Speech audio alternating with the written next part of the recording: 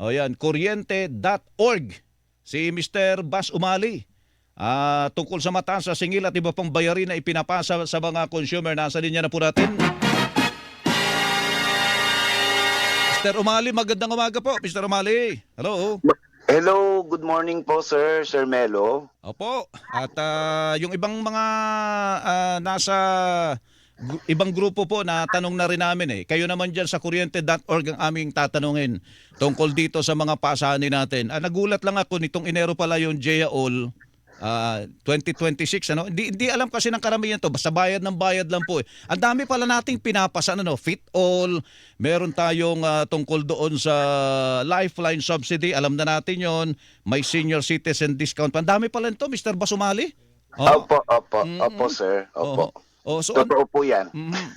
So ano po ang ano ba ang inyong salobin tungkol dito at dapat na bang umaksyon dito ang gobyerno natin, alisin na sa ating mga balikat itong lahat at napakahirap po ng sitwasyon, Mr. Umali. Opo, alam niyo Sir Melo, matagal na pong panawagan ng kuryente.org yung pagtanggal po doon sa mga taxes kasi po sobra po yung sapin-sapin na buwis na meron po tayo sa kuryente. In fact, meron na nga po kaming mga submission po sa Committee on Energy sa House of Representatives na nagmumungkahi po na tanggalin yung mga taxes, lalo na yung mga VAT, yung VAT po, yung IBAT, na nandun po yan sa iba't ibang sektor ng enerhiya, mula dun sa generation hanggang dun po sa distribution, hanggang po dun sa transmission. At ang nasa direktang kamay po ng ating pamahalaan na hindi na po dadaan po doon sa legislation ay yung nasa direktang control po ng Energy Regulatory Commission, ng ating regulatory body. Halimbawa po, katulad nga po yan ng JAOL, yung FAIT-all, yung iba pong mga charges sa universal charges. Nasa universal charges, doon po nakalodge yung mga bayarin po natin sa cross-subsidy, kagaya po ng subsidy para sa senior citizen tsaka sa lifeline rate. Doon po naka-charge lahat yun eh. Nandun po, yun pwede po yung decision ng directly ng Energy Regulatory Commission, lalo na sa konteksto na mataas na po yung ating singilin sa kuryente. Unang-una po gusto po naming linawin, Sir Melo, na yung kuryente.org hindi po kami tumututol sa pagkakaroon natin ng supply ng renewable energy. Opo. Kasi malaki po yung tulong yan eh. Kaya lang po, bakit po sa ating mga consumers sinisingil yung mga dagdag na bayarin para sa renewable energy? Yan ang malungkot doon eh. Opo. Oo. Siyempre, papunta naman tayo doon. Lalo ngayon po na mataas ang presyo ng yung mga fossil fuel natin, yung mga diesel na ganyan, yung pinampapatakbo natin doon sa mga barge, doon sa mga planta ng kuryente, lalo yung mga nandoon sa lugar na malalayo, yung covered ng SPUG, under the UCME yan yung missionary charge. Ano po, Mr. Umali? Opo, correct po. Alam niyo, Sir Melo, yung fuel naman po, yung oil, around 1% lang according ito mismo sa DOE. Around 1% lang naman yung component na kailangan natin para sa electricity natin eh. Opo. Kasi ang pinagmumulan po talaga ng electricity natin mainly ay coal. Opo. Around 60% ng energy supply natin ay galing sa coal, tapos merong LNG, tapos meron tayong renewable energy. Tapos maliit lang po yung porsyento ng oil. Pero ito, nung pumalo yung presyo ng oil, apektado yung buo. Yung talagang ayon sa projection ng ng Department of Energy, itataas ng around 16% yung kuryente natin. Opo. So, ngayon, ano po yung mayroong protection tayong mga ordinary consumers sa ganyang situation? So, yun po yung hinihiling namin sa pamahalaan natin. Kasi po liberalize po yung ating energy sector eh. Privatize po lahat eh. Mula dun sa generation, sa transmission, privatize, distribution, privatize. Tapos parang napakaliit ng kontrol ng gobyerno sa anumang mga pagkilos ng presyo nito, lalong-lalo na apektado ito ng mga inputs na galing sa international. So, ang meron po, yung nandoon po sa direktang control ng Energy Regulatory Commission. Ngayon kung panahon po na mataas po yung bilihin, yung presyo, at lalo pong tumataas pa, tingin ko mayroon pong puwedeng direktang magawa yung yung Energy Regulatory Commission na hindi na siya dadaan sa legislation. Opo, opo. Dun sa mga lifeline charges, Mr. Umali, yun ang binabanggit ninyo.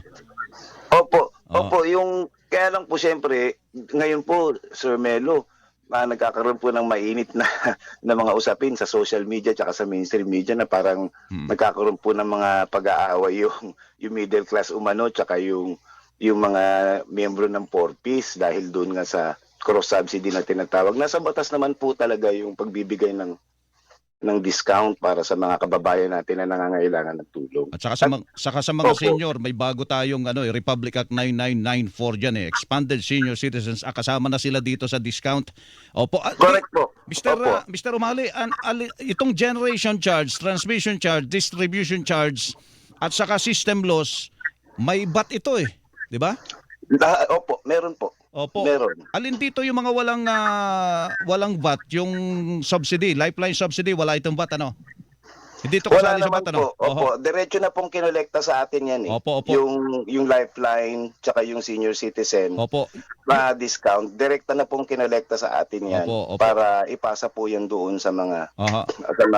kababayan natin na considered as marginalized Opo. electricity consumers. Bakit naman yung system loss may VAT pa?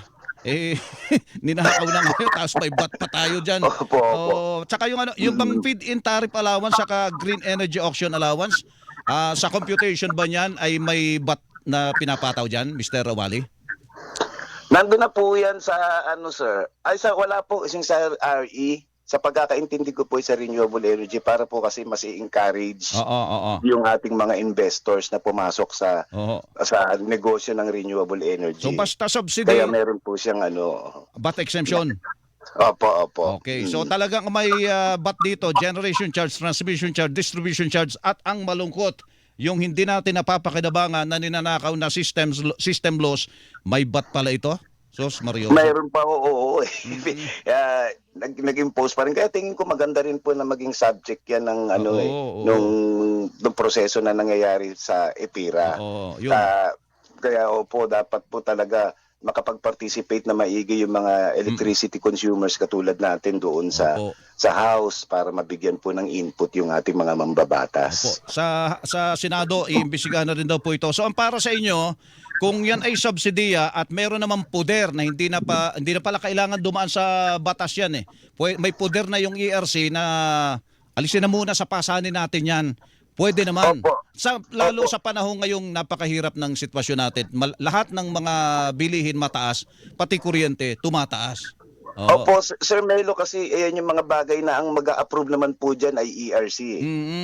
Yung from time to time, pwede pong i-review ng ERC yung mga bayarin sa mga charges na yan. At pwede rin nilang isuspindi yan kung makita po nila na mayroong pangangailangan. Oo, meron naman talagang mahirap. Yun nga mga manggagawa ngayon humihingi ng dagdag na sweldo dahil nahihirapan sila sa buhay. Itong mga nangyayaring to, ang tawag nila diyan ay supervening effect, supervening situation. Di ba yun? Ito na yun. Opo ba? Tingin Ito ko na yun. po. Kaya po ang maganda po, kami po inihiling namin sa government na magkaroon po tayo ng safety net sa mga ordinary consumers para kung hindi po yung pwedeng sasabihin lang nila na wala kami magagawa dyan kasi nagkaroon ng inflation Oo nga. Tumaas, nakatali kasi sa dolyar yung pambili natin ng oil, ng coal. Oo. Nakatali sa dolyar, wala kami magagawa. Ako po parang medyo hindi ko po masyadong matanggap yun Pwede pong wala po kayo magagawa doon sa aspeto na yun.